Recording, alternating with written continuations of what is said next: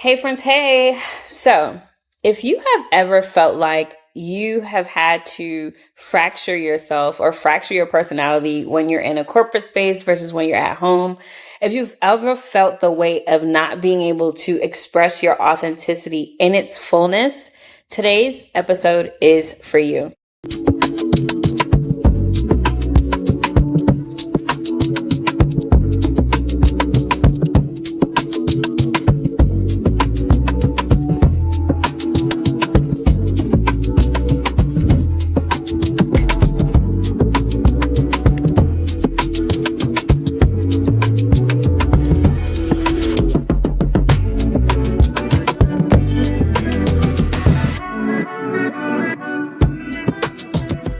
I'm Kenisha B, the host of From the Ground to the Crown, and today we are here with an amazing, very special guest, my girl Aziza Ransome. Hey, Aziza. Hey. Going on? How's it going?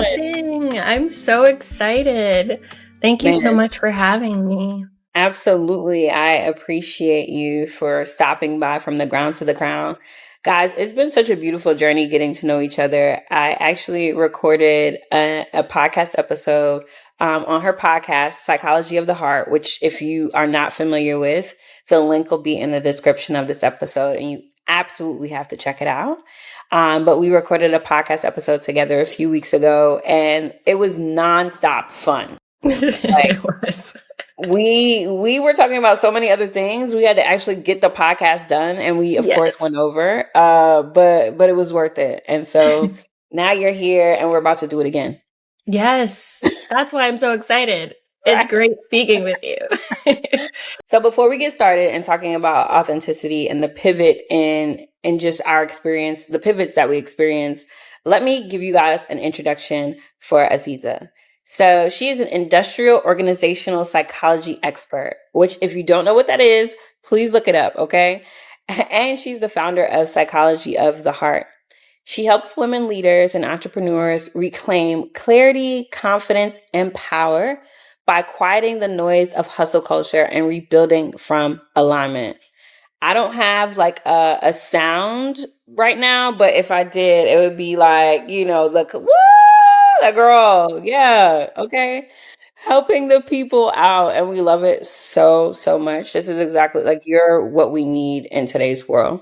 She has an extensive bio, guys, but at the foundation of it, her work sits at the intersection of psychology, conscious leadership, and personal transformation. Aziza brings depth and strategy to every conversation, making the overwhelming feel human and the path forward feel possible.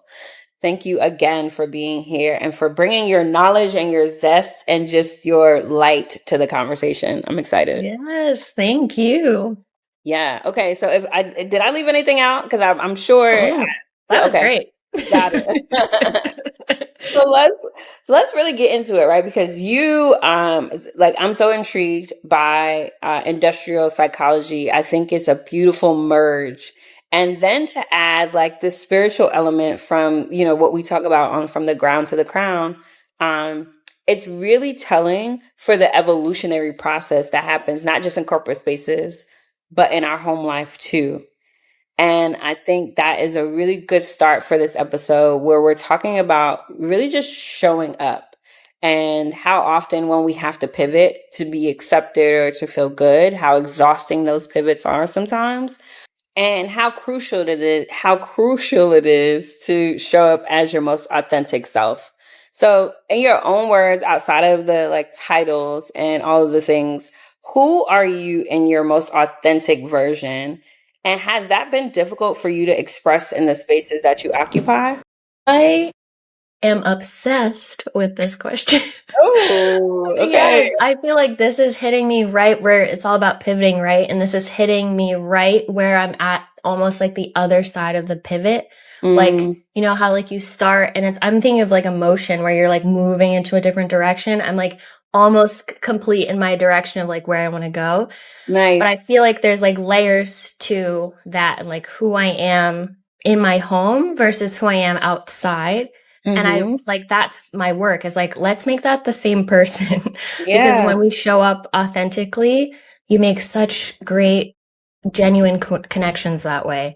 And so I feel like Absolutely. for me, I would say, like, the off the top of my head when you asked, I was thinking silly. I'm just like a really goofy, silly, childlike person. Like, I like to play Yeah. around. I love laughing, making jokes, love trying new things. Like that kid that's just like, oh, what's that? Like, that's me.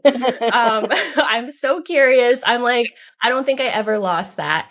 But I Mm, think when people are looking for like a strategist, a leadership consultant, or someone that's going to lead them, that's mhm. not what comes to mind. They're not wanting Absolutely. a silly, goofy girl that's like curious about, they're like, no, we need structure. Yeah. But I Yeah. think having, right? I mean, but I think having both, isn't that like the beauty of things, is like when you're able to lean to both sides, like not only can I provide my client structure, but I can be silly and goofy and playful with them and lighten things up. But if we need to be serious, I will be serious with you.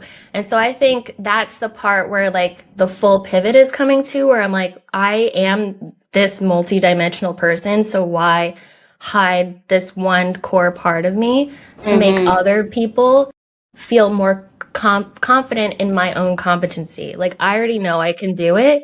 So Yeah. why am I making sure I seem a certain way so you think I could do it? That doesn't really matter.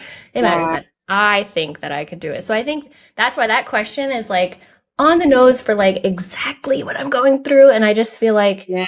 yeah, that I feel like that's like the first thing that comes to mind. There's so much more to me, but that's a part that has been heavy. Like, I felt like I couldn't hold both things and be both people. Wow. You really dropped a few nuggets. I think that last piece right there is the thing that's making the hairs on the back of my neck stand up a little bit. The heaviness of it all. And we talked about this on the podcast, on your podcast, right? Just like the weight of having to show up in spaces and turn it on and turn it off. It gets really mentally exhausting to Right. code switch, right? To have to like dim your personality in spaces because it may not be the culture. And I feel Right. like more and more companies, excitingly, are moving towards a space where they're incorporating different layers, right, to the brand so that it's not like this one monolithic type of employee that they're looking for. It's Right. just this varied spectrum because people want that, right? Like we just want to be able to show up as ourselves with our expertise and be looked at and accepted in that regard. And also be able to like live with ourselves and live with the lightness of the work that we do. I think for me, anytime things feel too heavy, that's a clear indication that I am not in my authenticity. I'm not in alignment. It feels, and not heavy like hard, right? Because some things are challenging and I think they're supposed to be, but heavy in a sense that it feels like it weighs on your spirit. Have you That's had so well that? said. I'm sure you might have had that experience, but I mean, have you felt that weight of like just not liking who you have to be in a space? Yes, I think, and why I say there's so many layers to that, I think silly is off the top, but I think even before we even had our episode today, we were talking a little bit about this, but I think the other layer to that is like being a brown person, I'm a black woman. That, like, the way that I'm silly and the way that I'm goofy is going to be different from other people, right? So I'm going to show up differently. That's a part that is like another layer. Like, do I almost like expose myself to Mm, be who I really am, or do I want to be this like box that someone has like, oh, this is what I expect of this type of person. So am I trying to prove something else? Or can I just be me and the other person that they're expecting me to be? So I mm, feel like when you just said like the spirit part of things, I think the part that weighs even heavier is not even just the silly or goofiness. It's like what I look like, how people perceive me. yep. That's what's heavy on my spirit more Yeah. so than the silly, goofy part. I'm sure there's a lot of silly, goofy people, but the other layer to that is what I look like. Like, if you didn't see me and you hear me speak, maybe you would even have a different, like, idea about me, because there's so many perceptions that people have from our society.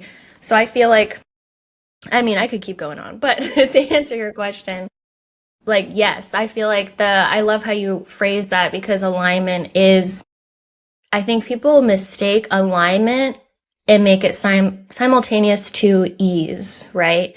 Alignment does not mean your life is walking through a field of flowers and you're like, oh my God, my life is so perfect. That is absolutely not it. It is challenging. It's like, right. It's like gut wrenching sometimes. It's like sad and emotional because you're Yeah. constantly like choosing and like pivoting to put yourself first and like hold all these different things, but not so much like you said that it's going to dampen and like be heavy on your spirit. And to Yeah. find that like what we're saying right now almost sounds like so what is it? It's like that's what it is. It's like the Right. dance, and it's It's gonna just in look between. so different. Right. It's gonna look so different for everyone. So that's why, I mean, even when you go to like coaches like us, we can't like tell you and make you do something. You gotta like, well, guide you to find it Yeah. yourself. Yes. Oh man. Right. Again, That was a lot. girl sitting over here, okay? She's talking the talk. I've definitely been the only Black woman in many spaces, especially when it came to education, especially when it came to opportunities. You know, growing up in New York City, it's like the Black girl from the hood, right? Like they want the token. I was a token a lot of times, right? Just because of the things that I enjoyed doing. But what I recognized, I think, really early on is I don't know. I felt something differently when I wasn't being myself. And although it was challenging to show up in authentic ways in certain spaces, I think it was more challenging to live with myself when I didn't. And so that pushed me to like be like, y'all gonna have to accept it. Just if you want me in this space, this, like even being a girl with locks in corporate spaces, right? Like you said, like being a Black woman, but like the hair, the name, people wanting to call me Keisha. I'm like, I know that's comfortable for you, but it's definitely giving Kenisha. It's the N. You got to put it in there. Like just can't. Like what is happening? Just subtract letters. Yeah, like why are you taking out a middle letter? It's like in the middle. You've got to use it. And so for real, it's happened to me at so many jobs. It's been like, it's like the we don't get to feel ease in spaces when, especially on top of our race and color and hair and names and all these things, when we're not being our authentic self, it's even heavier. It's like it's already heavy showing up, but now I gotta pretend. Now I'm tired. And by the time you're like, I don't Yes. want to talk to nobody. Please leave me alone. Please. Yeah, it's a lot of tension there. Sometimes I don't think people recognize that they're shrinking themselves too. And I think that's another tall tale sign of the weight that we carry is that you don't even recognize that you've boxed yourself in. It's such a norm in our culture, in our society, corporate cultures, that you only recognize it when you have those periods where you break free. And then you're like, oh my God, I had such a great time that day, right? Like you hear people You get a like, taste. yeah, you're like, What was that whoa, flavor? I like that. who's that, right?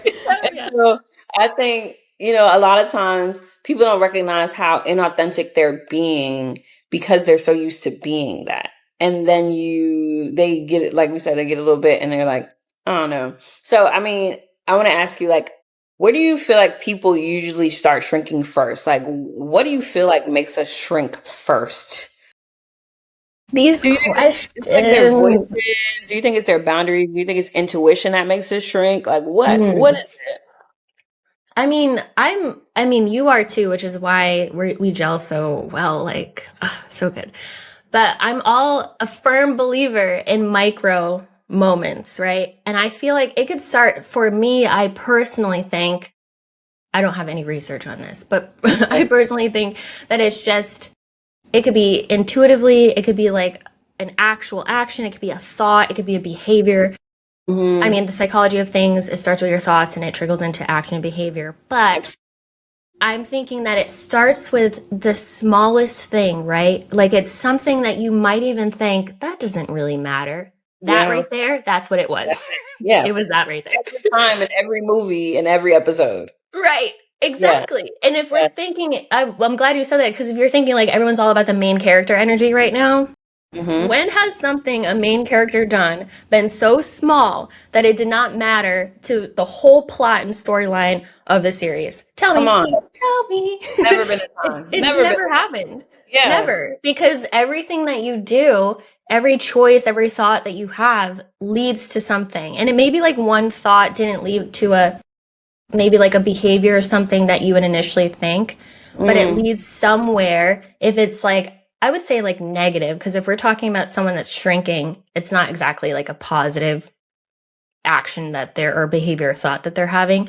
Yeah. But I feel like it's probably starts in your head, right? You have some kind of feeling or emotion, and then you start to kind of think about that feeling or emotion in a certain way, which changes the way that you start to act on things. And then your behavior, which is like your habitual way that you show up, starts to change. And then soon, this could be from, which is why people are so stuck on resolutions, but that's like another thing for another day. But from like January to December, you start one way as someone in January, and by December, who is that person? I don't know, because they're not the same person from January. Absolutely not. And like, so I think that's where shrinking comes from, is just these unmet or unresolved emotions. So if we're talking about like specifically like Black women or like Black people in the workplace that are feeling this heaviness, right? That's an emotion. We're feeling something. And then we start, acting a certain way, and then we start behaving a certain way. And that's just at work. So if we're just doing that at work, then we start doing that at home. And then other interactions that remind us of work because it's attached to that feeling. And then we start doing it with our partner because then we're like, well, it's making me feel like this, but also reminds me of how my partner does this one thing. So then I'm going to start acting like this and behave this way. And then you start to do it with your friends, and they start to do it. All of a sudden you're dressing different. Like, I mean, it's just like a domino effect. I feel like, spiral. Like, I feel like it just starts so small, and that's why people are like, I don't know who I am anymore. It's because it's not like one day you wake up and you're like, I'm just gonna be this different person. Absolutely doesn't work like that. Yeah. Yeah, no, that's really, really good. I 100% agree with, like, it starts with the thoughts. It starts with something inside. I was listening to The Untethered Soul recently. Have you read that book? No, but I heard about it. Ooh, that's what it makes me feel. I don't know what that is, but Feel it. yeah, I'm about to put it in my cart right now. please and thank you. You're gonna thank me for this one. I know you are. And so it talks about just how much, how attached people are to things. And I think one of the things that we as humans do a grand job at is making things that are attached to us or experiences that we have a part of our identity. Yes. Right. And so, right.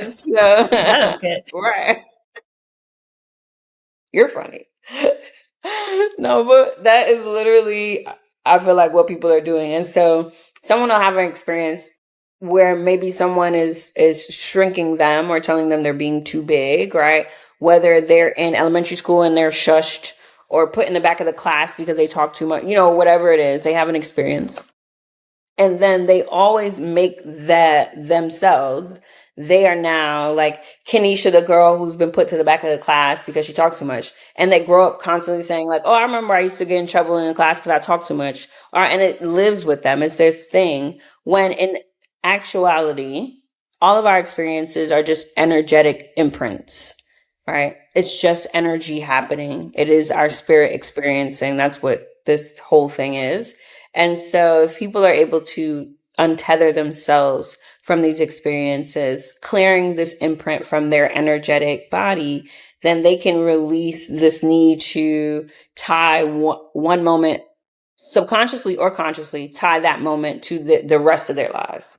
Yes. It's like when you're driving in the car and your eyes are picking up on everything that it sees, but you're not consciously saying, there goes a tree, there goes a tree, there goes a bird, there goes a right.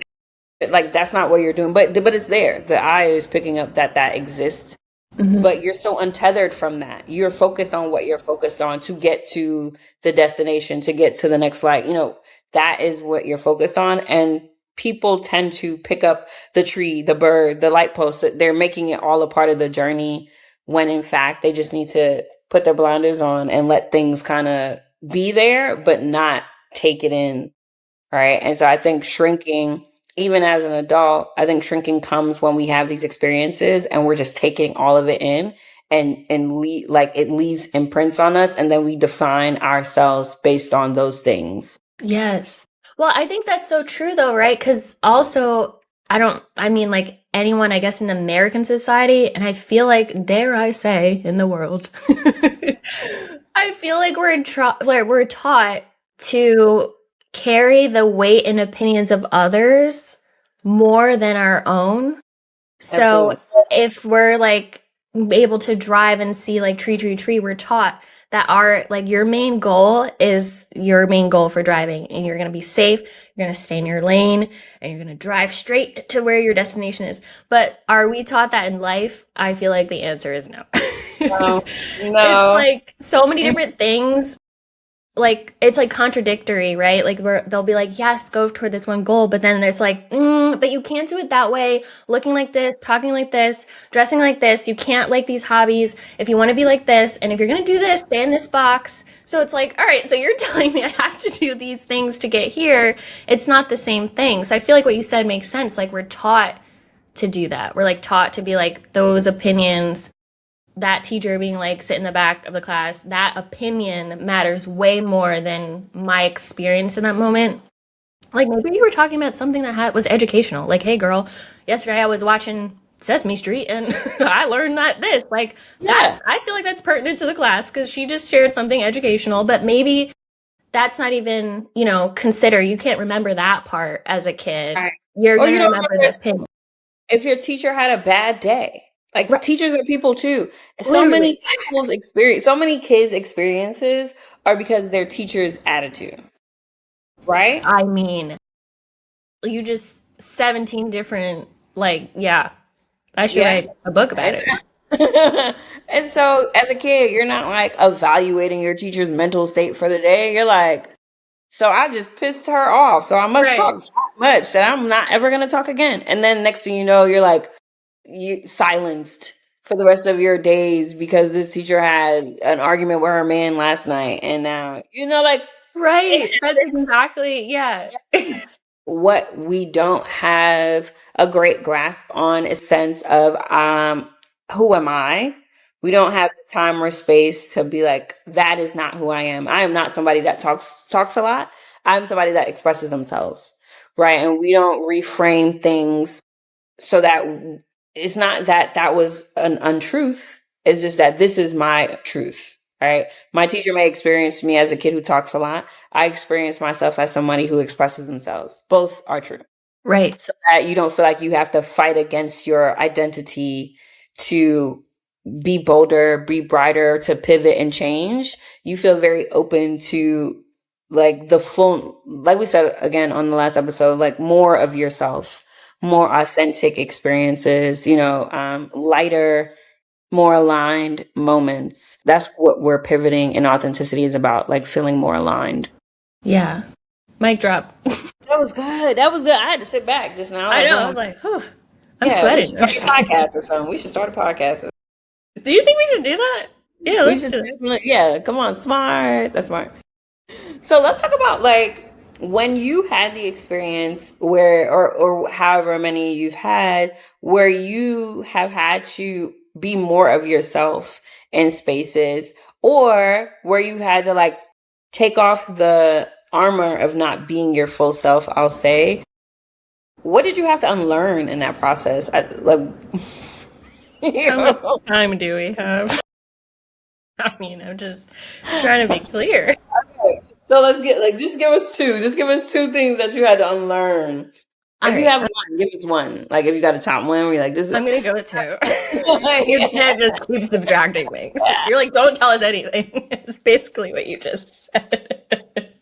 All right. So like you said first, two things. So what I had to unlearn. That's such a I feel like heaviness from just remembering all of it. I feel like it took so long, right? Yeah. And I feel like unlearning, it's not like, I could think of some things in the past couple of years, but like this has been going on since I feel like going into adulthood, right? When we're first realizing wait, your expectation of adulthood, the reality of it, and then what you want is all like, this is a lot, right? So from there on, we're unlearning. We're like at 18, you're like, wait a minute. 25, you're like, okay. And then 30, you're like, all right, all right. There's no way that this is what they were talking about. There's Yeah, I'm no like, way. I'm still a little confused, but I'm finding my way. Struggling. I'm struggling, but you know, we're gonna make this work. Yeah, we're fine. You need a lot of ambition, right? But I think for unlearning for me, I'm thinking back to my New Year's resolutions, right? I think the first one was take up space. My resolutions, again, I already touched on this a little bit. I have a love-hate relationship with them, right? Yeah. There's January is not always the perfect time to start stuff. This is like winter where we're at in America. So like why start something during the period and season of rest does not make any sense. But also if you're going to do something light, breathworky, like something that's going to add more alignment to your life. It doesn't have to be something so physical and aggressive and large and like enormous. Like just make losing it weight. like just make it like rest yourself. Like do something easy, like where you can like take care of yourself. Yeah. So I kind of feel like my overarching goal, and that's the thing, it wasn't like something specific, right? It was almost like I had this goal of like take up space. I didn't know what that looked like though. We're talking about someone that's like masking, trying to be like this specific type of person. And I was like, I feel like I need to take up space. Because like you said, there's like a feeling that you had experience of not being yourself. You did not know what it was, but it was something. That's what I was feeling. And I was like, it's so much so that I can't keep feeling this way for the rest of my life. Do I know how to fix it? Absolutely not. But I will figure it out. So the one thing that comes to mind is I need to take up space. So I feel like unlearning how to stay small in spaces, how to be invisible, how to be quiet, how to be palatable, how to be like blend in, all that stuff. I had to unlearn, which was probably the most uncomfortable thing. Like if you're someone that wants to be unnoticed and now you're asking to be noticed, that is like, I literally have goosebumps. Like I was like no, like polar opposite. Yeah. So I think that was one thing. And then the next thing I think was be bold. I had no idea what that was either. And like at first, I think it was like, you know, almost linear if you think of growth. Like you need to take up space, you need to create it. So I had to unlearn me being invisible. That did not mean I started taking up space. That meant that I had to acknowledge, oh my God, I like shut up really quickly. I'm really quiet when I should have been saying this. I feel this way for weeks. Did I say anything? No. Like, that's what I noticed. Then at the end of the year, I was like, how do I take up space?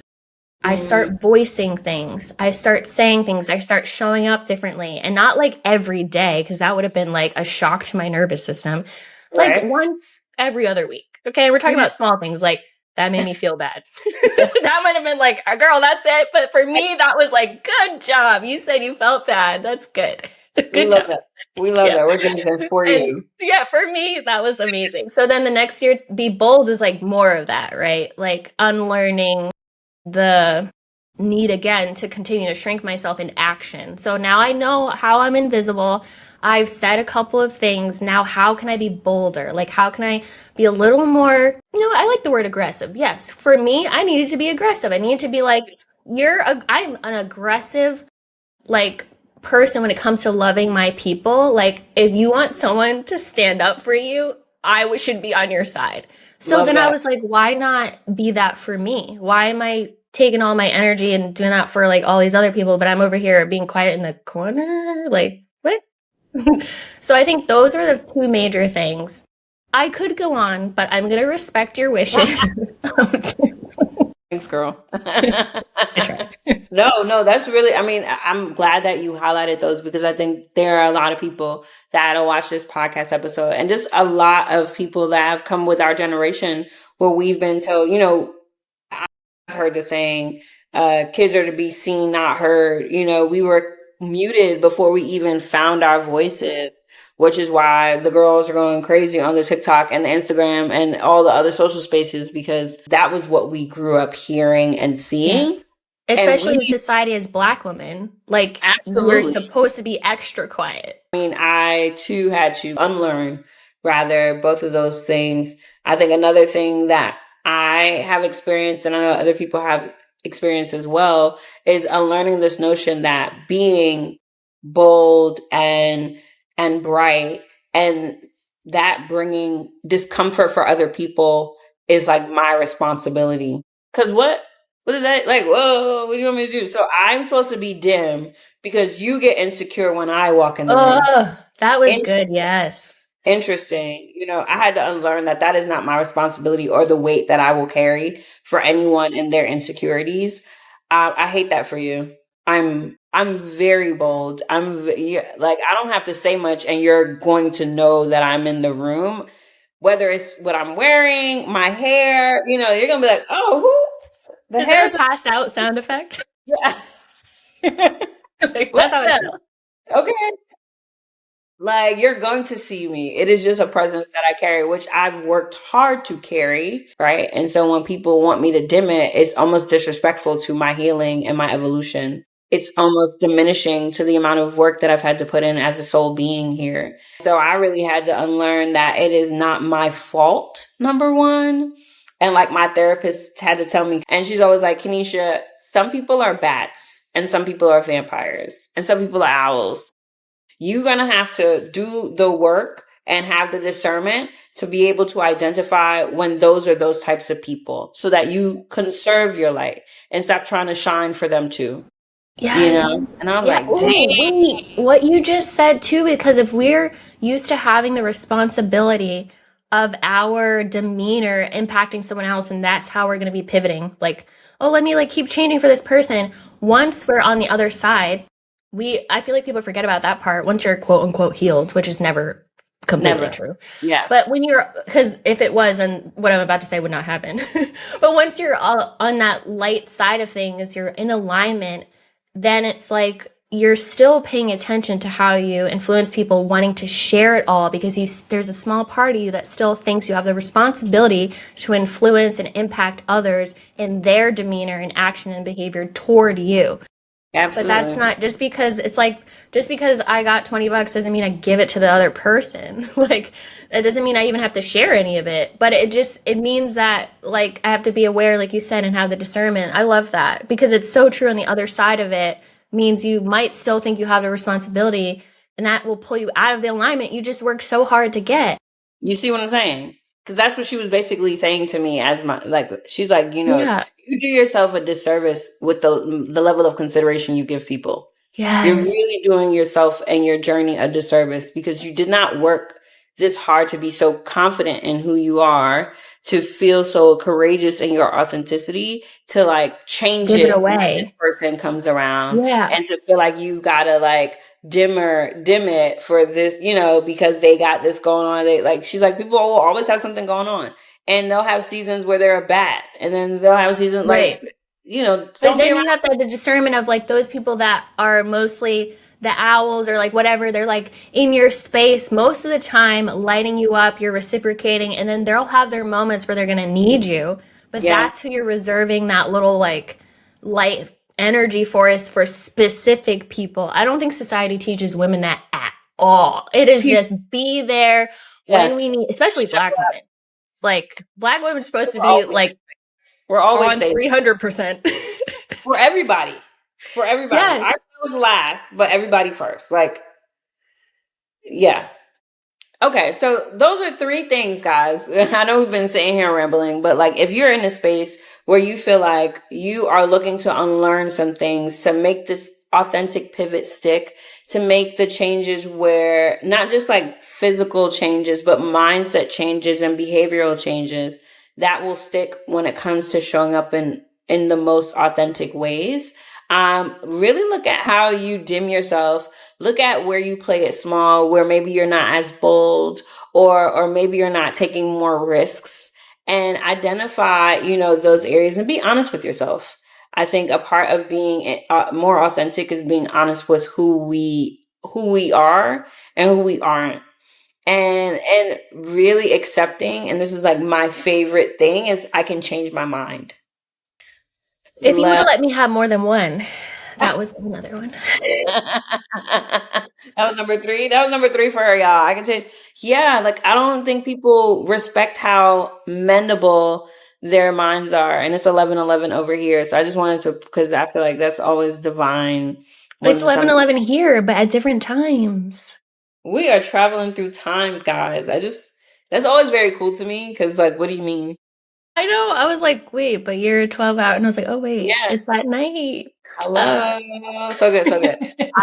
But no, I think, yeah, changing your mind. People don't recognize how mendable the mind is, right? Our minds are not static. They're very dynamic machines, and you should use it more to change your mind more often.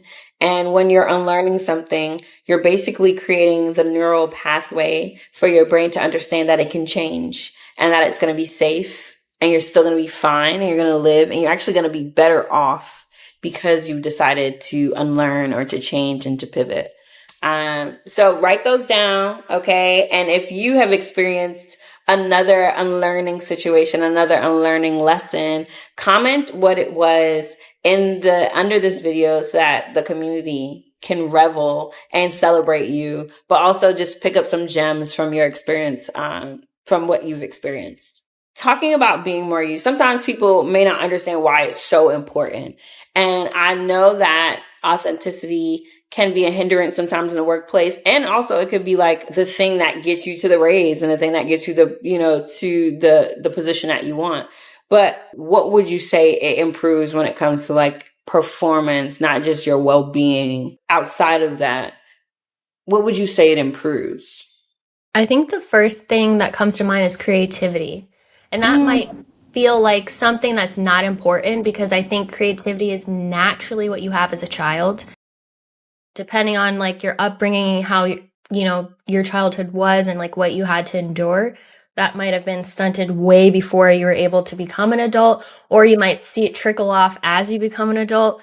But I think when you're more of yourself, you have more space, period. There's just more space because there's more depth to you because you're able to like, I like to think, which is going to sound weird, but I like to think of us almost like as a lung, like a human experience is a deep breath in and out. We're like breathing, right?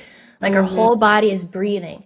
And when you're able to be authentic, you're just naturally breathing, right? Just like this, like a heartbeat, like boom, boom, boom, boom. That's how you are. And when you're not yourself, it's almost like you're just like erratic, right? There's a lot of chaos and a lot of lack of protection for just like who you are as a person from mental, physically, spiritually, emotionally. There's a lot that can get in there. So when you're your authentic self and you're able to like just really lean into that no matter what, you have more self-trust, you have psychological safety, your well-being, yes, is impacted, but all of what I'm saying is like how you show up.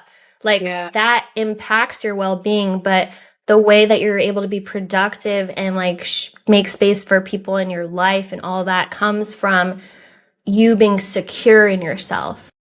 I think that I'm not going to try and go off on a whole nother thing, but well-being and security, I don't think are the same things. I know a lot of people that are secure in themselves and maybe should not be because their well-being is out of sorts.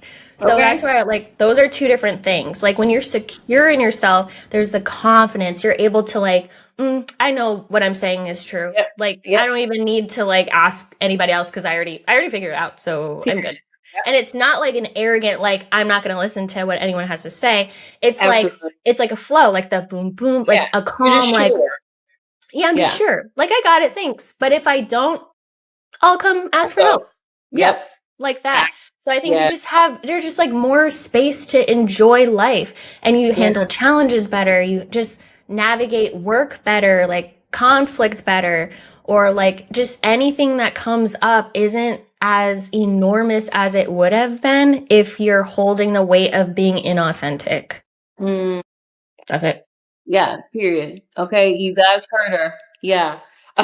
No, that I don't even know how to follow up with that. Just like podcast ended, episode ended.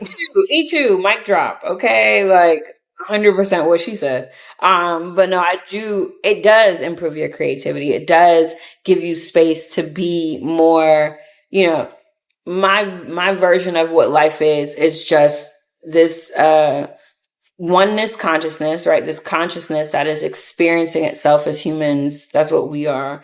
And the whole goal is to um, grow the definition of love, or like strengthen the definition of what it means to love, what love means. And all of our experiences are collecting data for how we return it to love, right? So no matter what it is, it's like, how can I bring more love into this?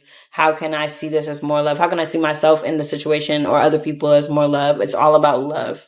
That's what I understand it to be.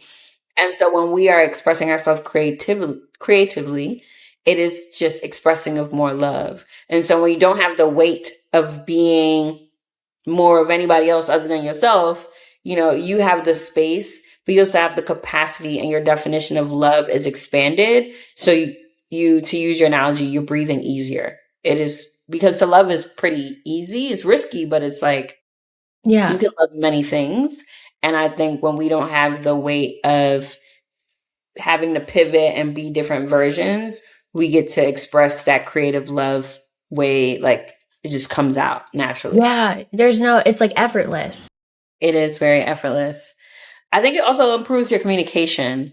I'm not going to expand like too much on that, but I really appreciate how much more I was clear in what I could express when I'm being myself. I feel like a lot of people who feel anxiety when they're speaking, in my experience as a coach, is because they're trying to speak from a voice that's not their own, or two, Yes. from a topic that they're not passionate about, or three, in a way that's not authentic to them. Yep.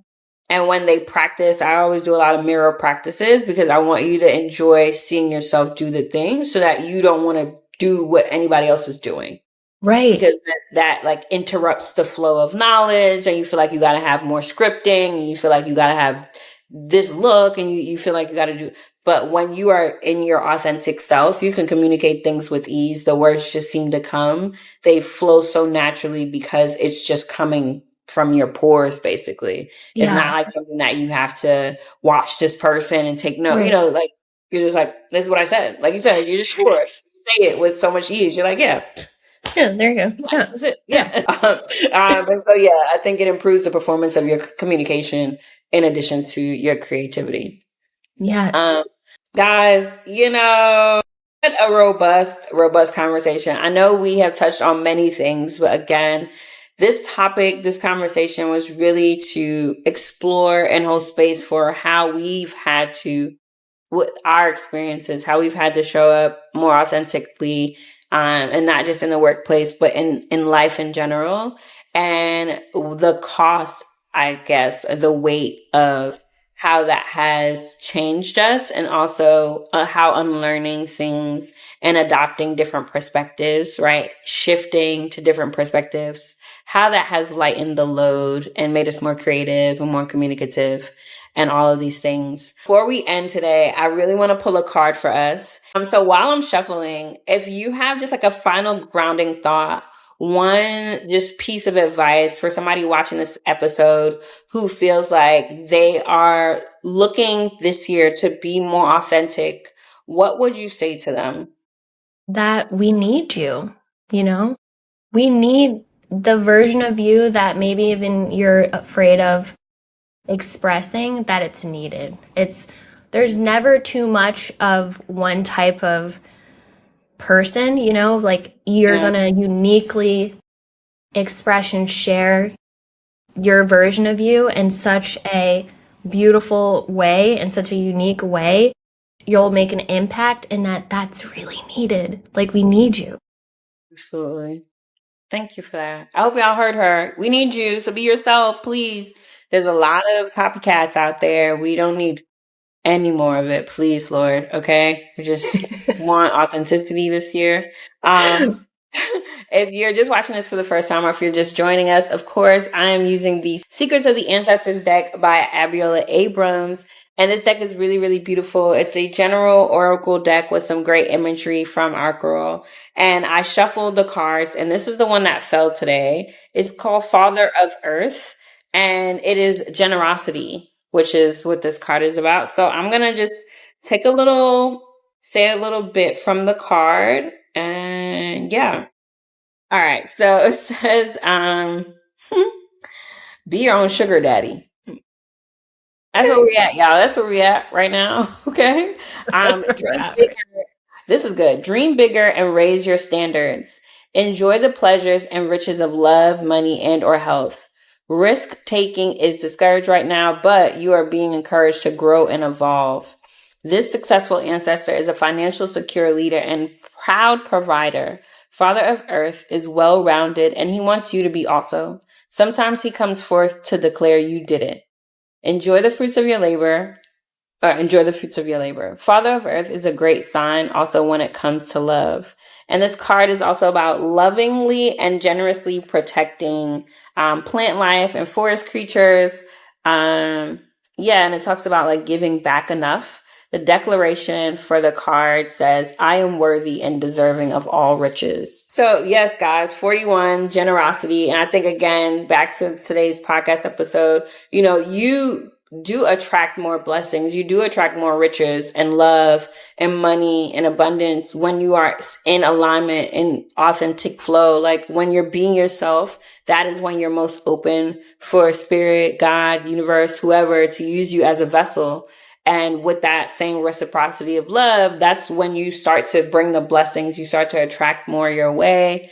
You start to be blessed with more because you've done well with who you are.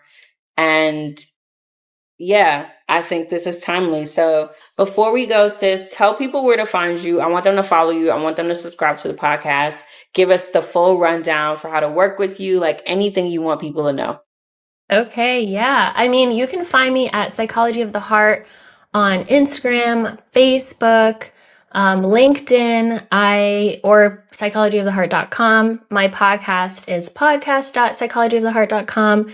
And I have a course that goes through basically everything that we talked about all these beliefs that we have about ourselves, how to reframe them. Like we talked about, super important to get to the person that you want to become. It was a conscious alignment blueprint and is now the hustle to harmony method. So if you're interested in that, have a look and see if it's a fit for you. We love all the things. So thank you so much again for your energy, for your love, for your stories, and for showing up in all your authenticity. I am so grateful to have met you and to know you now.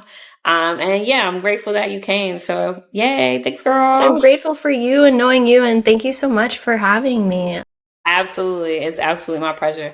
All right, guys, before we go, a reminder, drop what you're unlearning in this season in the comments below. I'll make sure that I will link Aziza's social media, podcast and everything so you guys can check her out. And just remember that pivots don't have to be loud to be powerful. So take it easy, one step at a time. You don't have to become a new person overnight. It is going to take a lot of time and effort, but with intention, you can do anything. And if you need support, I'm always a click away. Until next time, beautiful people, peace. From the ground to the ground, I'm climbing high. No looking down, I'm touching sky. Build my throne.